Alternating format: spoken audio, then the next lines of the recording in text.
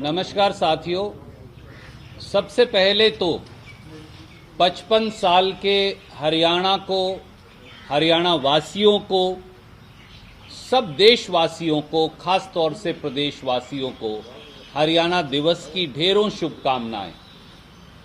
हमारी सरलता, सादगी और साफगोई यही हरियाणवियों की पहचान है और ईश्वर से ये प्रार्थना है कि प्रगति के पथ पर सदैव हरियाणा बढ़ता रहे। आज जब हरियाणा 55 साल का हो गया है तो 55 साल में सबसे घोर युवा विरोधी सरकार भाजपा जजप्पा सरकार आज सत्ता में है। खट्टर सरकार और हरियाणा भर्ती सेल काउंटर यानी हरियाणा स्टाफ सिलेक्शन कमीशन ने एक बार फिर हरियाणा के युवाओं के गुण, उनकी काबिलियत और क्षमता का भद्दा मजाक उड़ाया है। मैं बगैर किसी भूमिका के 3 बातें आपके समक्ष रखूंगा।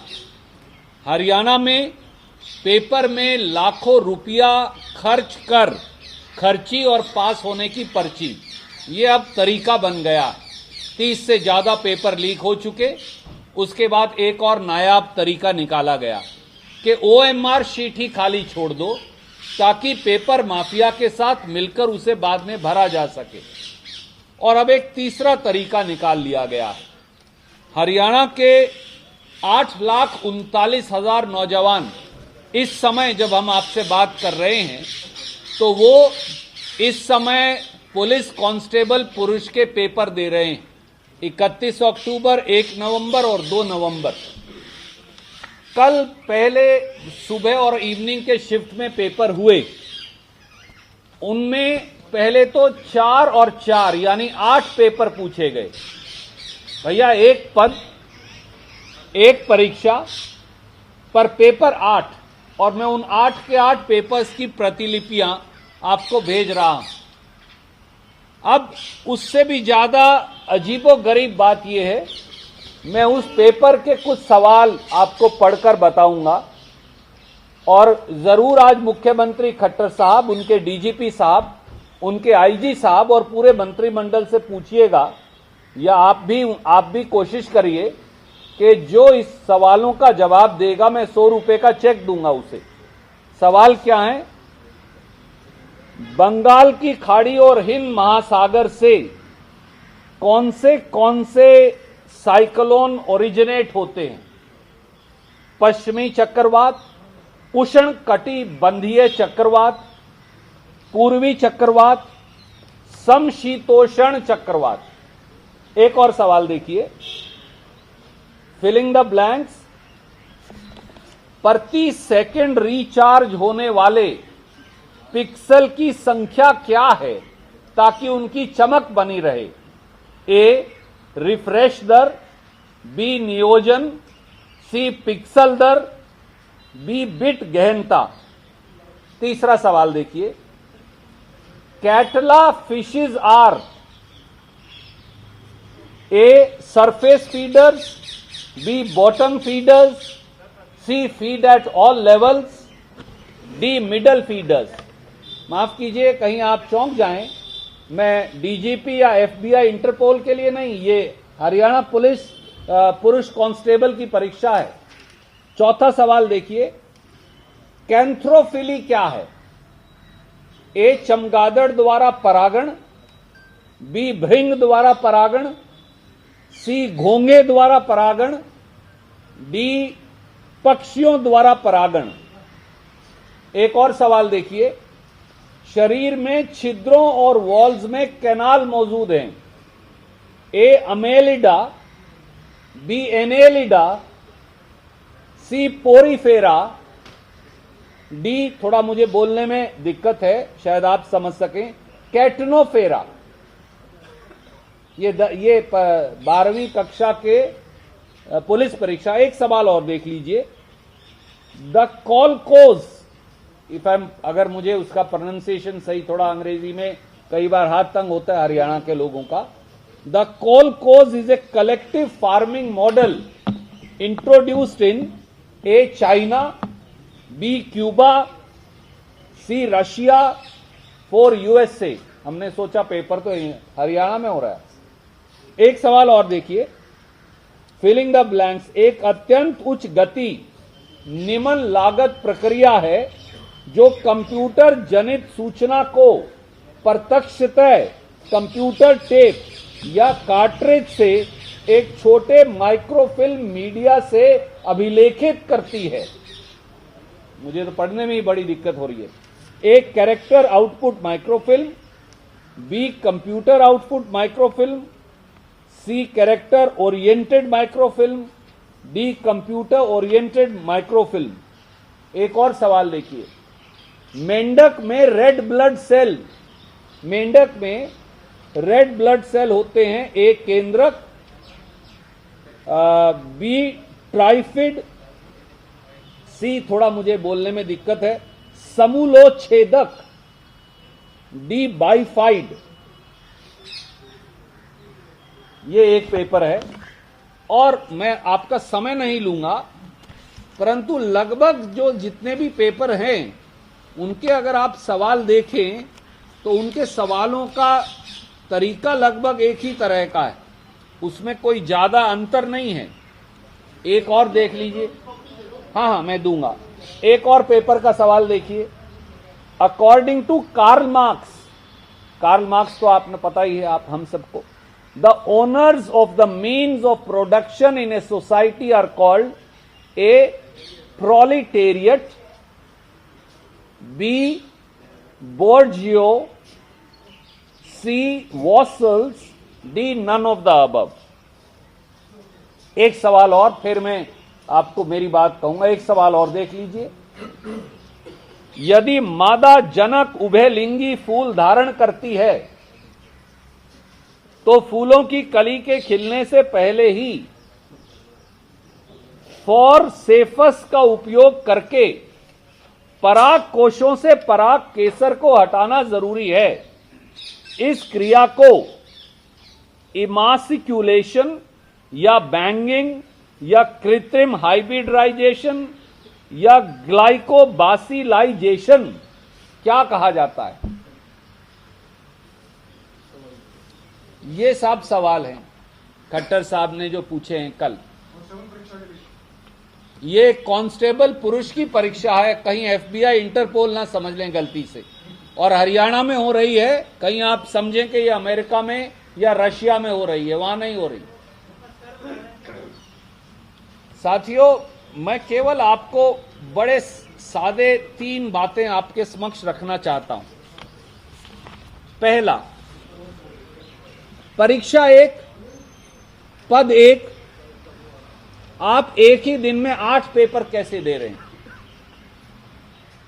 और 8 पेपर अगर आप देंगे, जिनकी कॉपियां मैं आपको भेज रहा हूं, जो अभ्यर्थियों ने, परीक्षार्थियों ने मुझे भेजी हैं, तो उनके आधार पर उनकी योग्यता की जांच कैसे होगी? दूसरा सवाल, भर्ती पुलिस कांस्टेबल के सवाल ऐसे हैं कि ना सीएम जवाब दे सके, ना डीजीपी, ना आईपीएस, ना आईजी, ना एडिशनल डीजीपी। एचएसएससी ने साफ लिखा है अपने इश्तिहार में, और उसकी कॉपी भी मैं आपको भेज रहा हूं, कि सवाल ऐसे पूछे जाएंगे जो 12वीं के योग्य हों, पढ़ा लिखा आदमी जिनका जवाब दे सके और 12वीं कक्षा के हों। ये मैं नहीं कह रहा, उन्होंने बाकायदा लिख के ये शर्त रखी है और मैं उसकी प्रतिलिपि आपको भेज रहा हूं।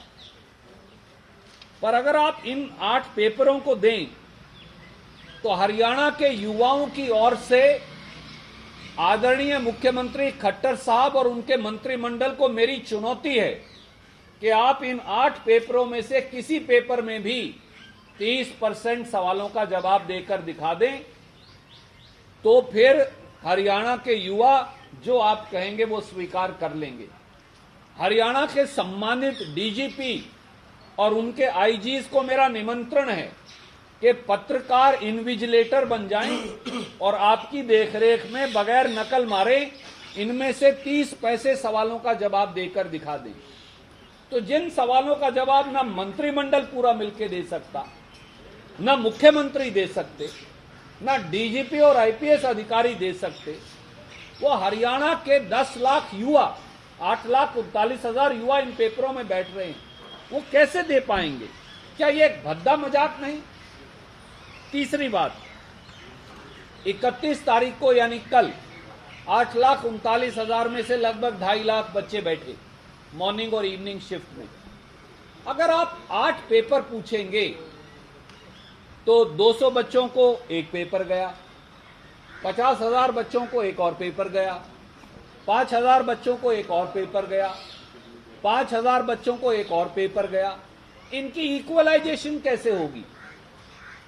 फिर आप मेरा और आपका और आपका और आपका उन सारे बच्चों का इकट्ठे मापदंड करके योग्यता को निर्धारित कैसे करेंगे?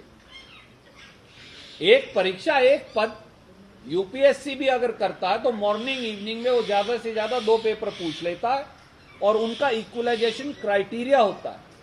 पर यहां तो आप America, Russia, FBI, Interpol, PhD botany, PhD geology, PhD sociology, इनके सवाल पूछ रहे हैं। इनकी इक्वलाइजेशन कैसे होगी?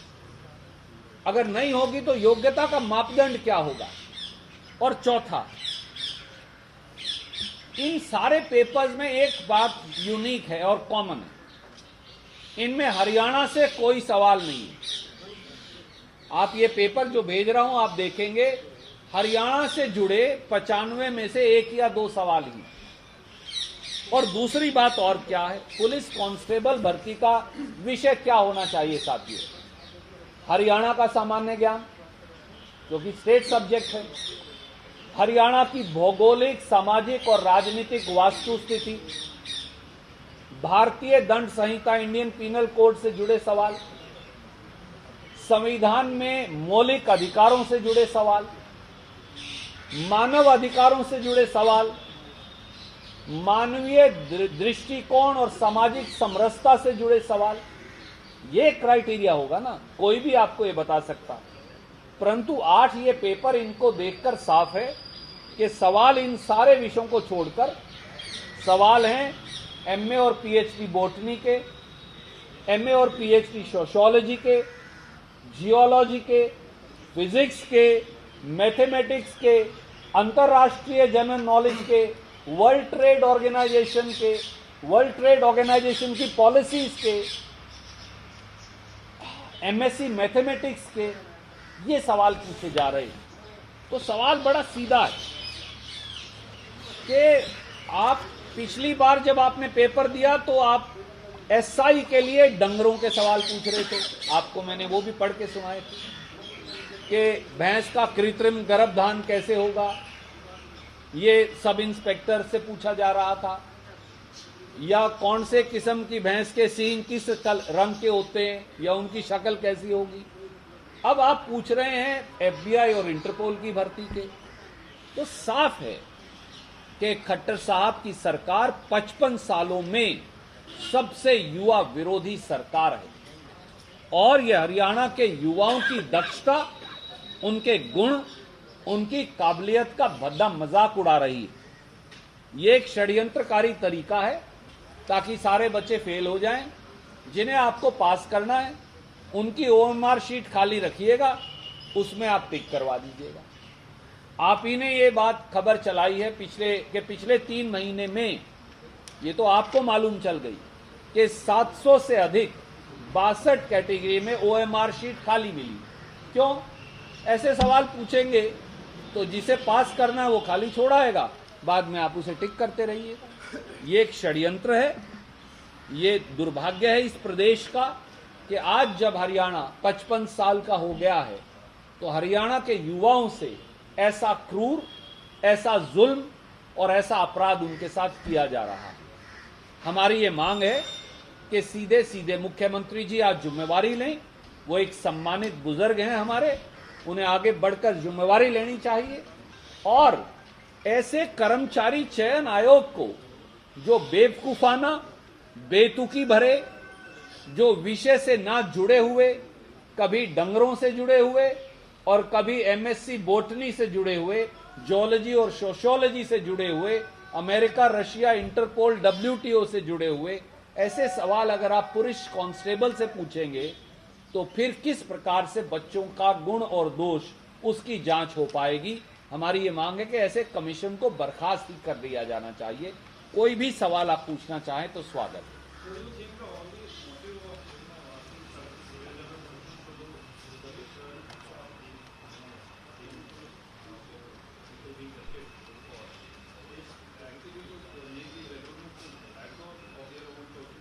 Absolutely. The modus operandi now in Haryana is threefold.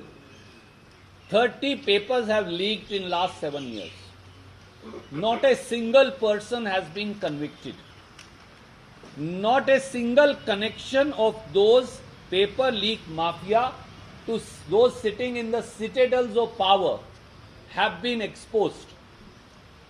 Once we repeatedly, and you journalist friends repeatedly, pointed out the repeated leak of papers and sale of papers by paper leak mafia, a second modus operandi was adopted, and that was tell the favorites to leave the OMR sheets blank or give extra OMR sheets so that in the same examination hall, after the paper is over, some people can then tick those OMR sheets. We exposed that during SI recruitment. And may I point out to you that those 3 centers of the sub-inspector male that I had pointed out, government proceeded to cancel the exams. 550 of those students that were retested, 43 of them have become SIs in the final list. How? The reason was obvious. Every 12th person who was given a second chance has been now selected as an SI. Now the third modus operandi is being adopted. Ask questions of a nature that have no connection to either the exam or the capacity or the capability of the child. Tell me, can any one of you answer any one of these questions? Forget about. You are among the most literate, most capable, most aware people in this state. Can anybody who's watching this program, can anybody answer this question? Can the Chief Minister of Haryana answer this question? Can the Director General of Police answer these questions? Can any IPS officer answer these questions? The modus operandi is clear. It's a cruel joke being played by a fraudulent government attempting to dupe people of Haryana and youth of Haryana. ये out of course जितने भी exam हुए हैं तो आप मांग करते हैं कि इनको रद्द करके नहीं करवाए पेपर के साथ? आदरणीय मित्र, इनमें से एक प्रश्न का सवाल भी मैं चुनौती देता हूं आपके माध्यम से। आप होंगे इन्विजिलेटर, जो पत्रकार मित्र हैं, मुख्यमंत्री जी, उनका मंत्रिमंडल, वो बैठ जाए, आप उनको यही पेपर दे दीजिए। अगर वो इनमें से 30% सवालों का जवाब दे दें तो मैं मेरे सारे चार्जेस वापस लेता हूं। पर आपकी दक्षता में, आपकी देखरेख में सवाल हो, ताकि वो बाद में ओएमआर शीट टिक ना करवा लें। क्या हरियाणा के director general of police, Haryana का कोई आईपीएस ऑफिसर, आपका कोई पत्रकार या एडिटर इन सवालों का जवाब दे सकता है? मैं एक सवाल आपको फिर पढ़कर सुनाता हूं। आप क्या इस प्रकार के सवाल पूछकर, if the female parent bears bisexual flowers, removal of anthers from the flower bud before the anther dehisces using a pair of forceps is necessary. This step is referred to as emasculation, bagging, artificial hybridization, globalization. Even I can't pronounce the word. क्या आप में से किसी ने कोई ऐसा सवाल कभी सुना भी है? So I challenge the chief minister. मैं चुनौती देता हूं मुख्यमंत्री जी को, पूरा मंत्रिमंडल बैठ जाए और आप इन्विजिलेटर बन जाएं। हरियाणा के लोगों का बेवकूफ बनाने का ये एक नायाब तरीका हरियाणा भर्ती सेल काउंटर, इसलिए मैंने उसका नाम रखा हुआ है, हरियाणा स्टाफ सिलेक्शन कमीशन ने किया, और ऐसे कमीशन को बर्खास्त कर नए सिरे से इस पूरी प्रक्रिया को देखने की आवश्यकता है। ये 8 अलग-अलग पेपर बनाए सुरजेवाला जी, इसमें आपका क्या पॉइंट है कि ये नहीं होना चाहिए या कम होना चाहिए? आदरणीय मित्र, ये कई बार ऐसा होता है कि आप एक से अधिक पेपर लेते हैं, पर मैं आपको, जितना मुझे तजर्बा है यूपीएससी का, मैं आपको उसके हिसाब से बताता हूं। पेपर वही रहेगा, सवालों की क्रम संख्या आगे पीछे होती रहेगी। यानी आपने इनको जो सवाल 1 नंबर है वो मुझे 5 नंबर हो जाएगा, मुझे जो 5 नंबर है वो आपको 50 नंबर हो जाएगा, ताकि जब आप टिक कर रहे हैं तो आगे पीछे कोई नकल ना मार सके। परंतु 8 अलग अलग पेपर अगर आप एक दिन में पूछेंगे, ये मेरे को नहीं मालूम, ये मेरे को सब बच्चे जो हैं हमारे युवा वो मुझे भेजते, उन्होंने एक एक करके भेजे, तो पता चला कि 4 पेपर अलग अलग सुबह हुए, 4 अलग अलग शाम को हुए। इनको आप इक्वलाइज कैसे करेंगे?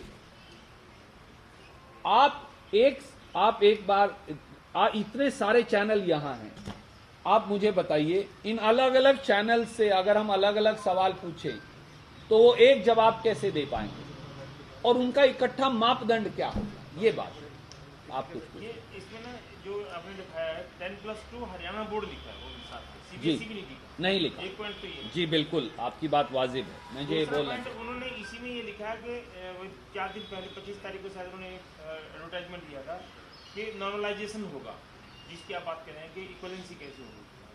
अब पहले तो क्या था, एक शिफ्ट में क्वेश्चन पेपर एक ही होता था और वो क्वेश्चन नंबर आगे पीछे हो जाते थे, लेकिन एक ही शिफ्ट में 4, फिर एक ही शिफ्ट में 4, फिर 3 दिन में 12 पेपर लगभग हो जाएंगे। 12 पेपर जी, 12 पेपर का नॉर्मलाइजेशन तो बहुत ज़्यादा ही कठिन नहीं लग रहा आपको?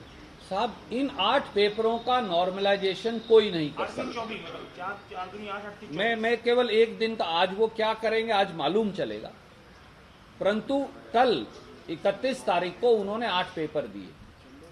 मैं चुनौती देता हूं, यूनियन पब्लिक सर्विस कमीशन को बिठा लीजिए, यूनियन पब्लिक सर्विस कमीशन को बिठा लीजिए, उनसे ऊपर तो कोई नहीं है, हिंदुस्तान का चयन आयोग है, वो भी इसकी नॉर्मलाइजेशन नहीं कर सकते। It is an impossibility. और board of school education Haryana में 10वीं और 12वीं, मैंने भी 10वीं और 12वीं हरियाणा बोर्ड से की है। मैं 100 रुपये का चेक देता हूं हर उस मंत्री और मुख्यमंत्री को जो यहां सवाल, इनमें से 30 पैसे सवालों का जवाब दे दे, तो बच्चे कहां से देंगे? राकेश,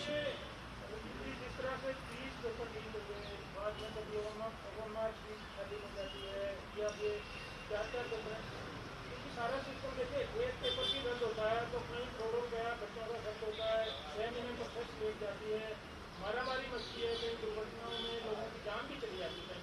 जी, ये देखने में आया, इसका जरिया क्या रह गया है? तो क्या सुझाव आपके हैं ताकि ये सारा समस्या हो? बेरोजगारों की तादाद जो है बढ़ती जा रही है लगातार। 5500 पदों के लिए लगभग 8.5 लाख बच्चे सामने आए। अगर आप 8.5 लाख को 5 से भी गुना कर दें, क्योंकि एक परिवार में 5 सदस्य तो और भी होंगे, तो 2.5 करोड़ हरियाणवियों में से 60 लाख लोग प्रभावित हैं, 50 से 60 लाख लोग। मैंने जब मुबारकबाद दी हरियाणा दिवस की तो 3 शब्दों का इस्तेमाल किया: सरलता, सादगी, साफ गोई। अगर ये 3 चीजें खट्टर सरकार अपना ले तो ये पेपर का चक्कर अपने आप ठीक हो जाएगा, क्योंकि इसकी जड़ ही बेईमानी है। वो हरियाणा के बच्चों की प्रतिभा, गुण, दक्षता, काबिलियत का टेस्ट नहीं कर रहे। यहां पेपर लीक माफिया हावी है। क्या ये 10वीं या 12वीं का पेपर हो सकता है? मैंने आपको बाकायदा वो उनके द्वारा एडवर्टाइज की गई कंडीशन भेजी है। हरियाणा बोर्ड का क्या ये पेपर हो सकता है? नहीं हो सकता। तो इसके मायने क्या हैं? आप 10 लाख बच्चों से क्यों मजाक उड़ा रहे हैं? और उनके भविष्य पर प्रश्न चिन्ह क्यों लगा रहे हैं? और पिछली बार जब मैंने आपके सामने कागज प्रस्तुत किए तो क्या यह सही नहीं कि उन्होंने आंसर की वापस ली, हरियाणा स्टाफ सिलेक्शन कमीशन की वेबसाइट 3 दिन तक बंद रखी, तीनों सेंटर के पेपर कैंसिल किए, पूरा पेपर कैंसिल करने की बजाय, और उन 3 सेंटर से फिर 43 लोग भर्ती भी हो गए। क्यों?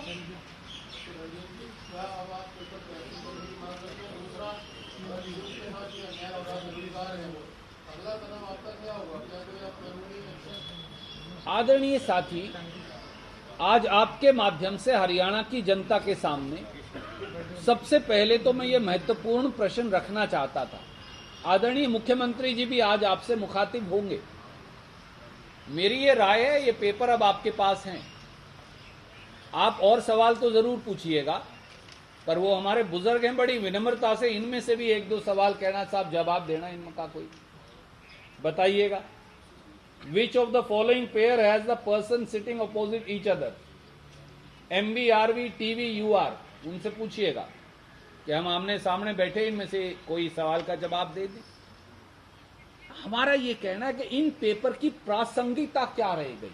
How are they relevant now? They have become irrelevant. आप टेस्ट नहीं कर रहे बच्चों को, आप तो उनका मजाक उड़ा रहे हो, और जिसे भर्ती करना है उसकी OMR शीट ठीक करवा के आप भर्ती कर ले। और मैंने ये दिखाया था पिछली बार SI के पेपर में कि एडिशनल OMR शीट हर सेंटर में थी। कैसे? यानी मैंने एक OMR शीट की, वो मेरी सही नहीं है, बाद में जब सब चले गए मेरी दूसरी OMR शीट ठीक करवा ली आपने। OMR शीट बच्चों से फालतू कैसे दी जा सकती? That itself is a fraud.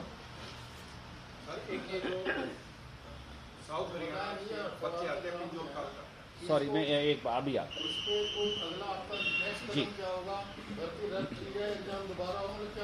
देखिए, मेरा बड़ा सीधा कहना है, हरियाणा में पुलिस पुरुष कांस्टेबल के लिए Haryana board of school education की 12वीं कक्षा के लेवल का पेपर पूछा जाना चाहिए, और उसके कुछ विषय मैं एक आम नागरिक के तौर पर आपको बता सकता हूं। उसमें यह नहीं है कि हरियाणा का कोई सवाल ही मत पूछो। हरियाणा का सामान्य ज्ञान, हरियाणा की भौगोलिक, सामाजिक, राजनीतिक परिस्थिति, इंडियन पीनल कोड से जुड़े कुछ प्रश्न, संविधान में जो मानव अधिकार हैं या मौलिक अधिकार हैं उनसे जुड़े सवाल, मानवता से लोगों से कैसे पेश आना है उस व्यवहार का से जुड़े कोई सवाल, ये हो सकते हैं, और कुछ जनरल नॉलेज से जुड़े सवाल। इस आधार पर नया पेपर करवाया जाना चाहिए, बजाय बच्चों का मजाक उड़ाने के। हमारी ये मांग है। मुख्यमंत्री जी आज जवाब देंगे, उसके बाद अगली कार्रवाई हम करेंगे। Yes please.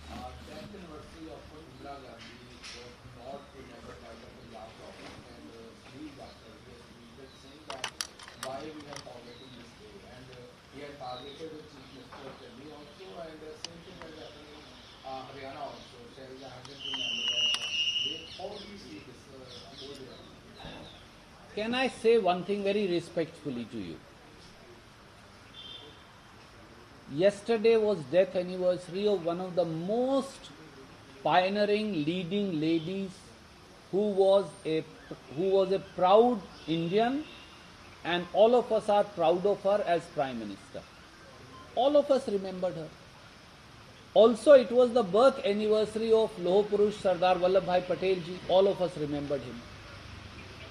If one individual has not tweeted about it, I don't think so we should make an issue out of it. But in the Congress office in Haryana, I know for a fact कि सरदार वल्लभ भाई पटेल जी और इंदिरा जी दोनों की तस्वीर लगाकर बाकायदा माल्यार्पण भी हुआ। अनेकों जिलों में कांग्रेस के लोगों ने इंदिरा जी और इसी प्रकार से लौह पुरुष सरदार वल्लभ भाई पटेल जी की याद में बहुत सारे कार्यक्रम किए, और कई जगह जहां जहां इंदिरा जी और पटेल साहब की प्रतिमाएं हैं वहां जाकर भी हमने अपनी श्रद्धांजलि दी। दिल्ली में खुद राहुल जी और कांग्रेस के सब नेता, उन्होंने भी अपने श्रद्धा सुमन दिए। मुझे लगता है कि इतने दो बड़े महापुरुषों को अगर किसी व्यक्ति से कोई ट्वीट छूट गया है तो हमें उस पर कोई बहुत ज़्यादा उसको मुद्दा नहीं बनाने की आवश्यकता, क्योंकि इंदिरा जी भी लौह पुरुष थी और लौह पुरुष सरदार वल्लभ भाई पटेल तो उनके बुजुर्ग थे ही, वो दोनों इस देश की आत्मा में बसते हैं। Sir, one more point. Pakistan is trying to create new propaganda. They are trying to revive Afghanistan here. So how do you see that? Because a lot of people, they are trying to connect with 84 rights also. Pakistan's evil designs will never succeed. It's a banana republic. It's not a country. It's a country dominated by terrorists, ruled by those who have no sense of democracy. I'll come to you. And it's a country that protects terrorism and exports terrorism. And that's why they have demolished in many ways their own economy and life of their people. Sir. Sir केंद्रीय मंत्री शेखावत साहब ने एक tweet किया है, उनका ये कहना है कि पंजाब में कई इंस्टीट्यूट में जब भारत पाकिस्तान मैच हुआ तो पूरे स्टूडेंट्स ने सेलिब्रेट कर दिया था पाकिस्तान के पक्ष में, तो वहाँ पे मारपीट हुई, कई जगह पे वाद विवाद भी हुआ। और ऐसे में भतीजा में एक इंस्टीट्यूट में जो बिहार और यूपी के छात्र हैं जिन्होंने पाकिस्तान के पक्ष में जो नारे लगे उनका विरोध किया, तो उनको ये हॉस्टल से निकाला जा रहा है, जबकि कश्मीरी स्टूडेंट्स पर कोई कार्रवाई नहीं की गई है। और वो कह रहे हैं कि चन्नी सरकार इस पर चुप बैठी है, कांग्रेस चुप है इसके मामले। शेखावत साहब के बारे में एक बात मशहूर है, राजस्थान से लेकर दिल्ली तक, खिसियानी बिल्ली खंबा नोचे, वो वही कर रहे हैं। आज मुद्दा क्या है पंजाब में, हरियाणा में, उत्तर प्रदेश में, बिहार में, दिल्ली में? 3 काले कानून कब खत्म करोगे? 1000 से ज्यादा किसान कुर्बानी दे चुके, आपने रास्ते खुदवाकर नश्तर गड़वा दिए। शेखावत साहब को यह मालूम है कि भाजपा का कोई जनाधार बचा नहीं, इसलिए वो उल जलूल बयानबाजी कर किसी तरह से खबरों में बने रहना चाहते हैं, क्योंकि आजकल वो पंजाब के प्रभारी हैं। मेरा आपसे ये विनम्र अनुरोध है, मैं उनका सम्मान करता हूं, उम्र में मुझसे शायद बड़े हैं, बड़े भाई के तौर पर उन्हें राजनीतिक संतुलन छपास के लिए इतना नहीं खोना चाहिए कि वो मार्ग ही बिल्कुल भूल जाएं। सर एक इसी में ऐड होने एक सवाल है सर, जो इंस्टीट्यूट है बठिंडा का, उसने बकायदा सीसीटीवी फुटेज जारी की है जिसमें जो लड़के जिनको हॉस्टल से निकाला गया वो डंडे रोड लेकर टहलते हुए दिख रहे हैं, घूम रहे हैं कुछ लोगों को। हालांकि मैच के दिन का ये 24 तारीख का सीसीटीवी फुटेज है, लेकिन अगर इस नाम पर इस तरह से उपद्रव कर रहा है हॉस्टल में, तो जो बनती कार्रवाई अगर वो की है तो उसको इस तरह से एक धार्मिक उससे जोड़ देना, इस तरह का रंग देना।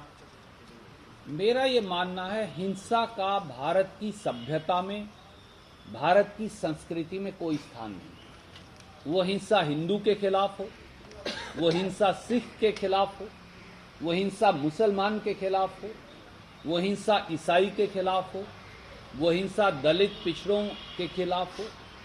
और अगर कोई कानून अपने हाथ में ले और उपद्रव करे तो जो भी अथॉरिटी है उसे सही कार्रवाई करने का अधिकार है कानून में, और यह होना चाहिए। दुर्भाग्य से भारतीय जनता पार्टी, हमारे आदरणीय प्रधानमंत्री और गृह मंत्री और उनके सब चेले चाटे सुबह से शाम तक इस देश में बंटवारे और नफरत की राजनीति के बीज बोते रहते, ताकि लोगों का ध्यान इस पर ना जाए कि पेट्रोल की कीमत 110 रुपया लीटर क्यों हो गई, सिलेंडर 1000 रुपये का क्यों हो गया, डीजल डब्बा वाली में 100 रुपया लीटर का शतक पार करके और बाकी हरियाणा में क्यों पार करने वाला है, खाने का तेल 200 रुपया लीटर क्यों है। आप और मैं और इस देश के और आपके सब दर्शक और पाठक कार जब निकालते हैं बाहर तो वो सोचते हैं कि आज कितने पैसे का पेट्रोल और डीजल डलवाना है। स्कूटर मोटरसाइकिल चलाना मुश्किल हो गया, लोगों का त्योहार के मौसम में जिंदा रहना मुश्किल हो गया। तो इसलिए हिंदू मुसलमान का बंटवारा करो और लोगों का ध्यान बांटो। because I think there is another press conference, so I'll have to wind up. But okay. One last Okay. The Delhi University Vice Chancellor decided to name upcoming colleges and colleges after Veer Savarkar and a late BJP leader Shubha Savarkar. How do you see this development? My humble request is only one. We need to concentrate upon teaching our children. Enough, you can name after anybody you want, that's not the issue. The issue is that the standard of education in this country has fallen to an abysmal level. I have data, I'll share it with you. I don't want to sidestep this press conference. पिछले 1.5 साल का सर्वे ये कहता है कि 68% बच्चे जो पास हुए हैं उनको पढ़ने लिखने में दिक्कत आ रही है। तो हमने पास तो कर दिए हमारे बच्चे कोरोना के समय में, पर क्या हम उन्हें शिक्षा, ज्ञान और साक्षरता दे रहे हैं? तो हर शिक्षाविद को बजाय दिल्ली नमस्कार, मैं हूं मानक गुप्ता। अगर आपको हमारा ये वीडियो पसंद आया हो तो इसे लाइक और शेयर जरूर करें, और हां, हमें सब्सक्राइब और फॉलो करना ना भूलें ताकि आप देश और दुनिया की कोई खबर मिस ना करें। तो जुड़े रहिए हमारे साथ और देखते रहिए News 24।